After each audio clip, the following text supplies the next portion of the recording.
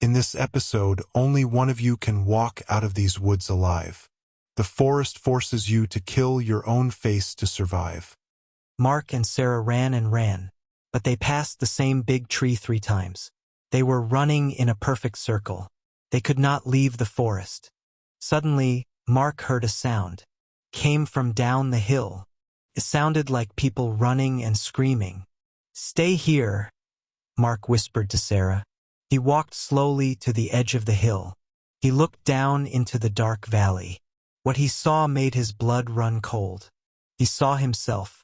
He saw Sarah. A version of themselves were running for their lives in the mud. Mark quickly ran back to the log. Sarah was waiting. "We must leave now," Mark said. They ran away from the hill. They walked for a long time. They were very hungry. They were very thirsty. Soon they saw a river near some rocks. The water was clear. They ran to the water. They drank until they were not thirsty anymore. They stood up to leave the river. Suddenly Sarah stopped. She pointed into the dark bushes. "Mark, look," Sarah whispered.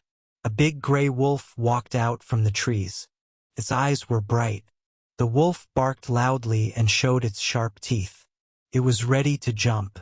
Mark and Sarah ran away fast. Soon, they stopped under a tall pine tree. They were breathing very heavily. Their bodies hurt from tiredness. Mark looked up. He gasped. Someone was standing at the top of the hill. It was too dark to see his face. "Stay here," Mark said. "I will go and look." Mark walked slowly toward the tree.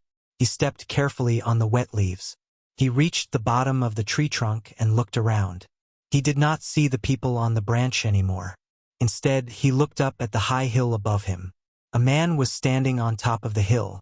The man was holding a bright torchlight. Mark looked closely at the man's face. It was another version of himself. The double was looking straight down at him.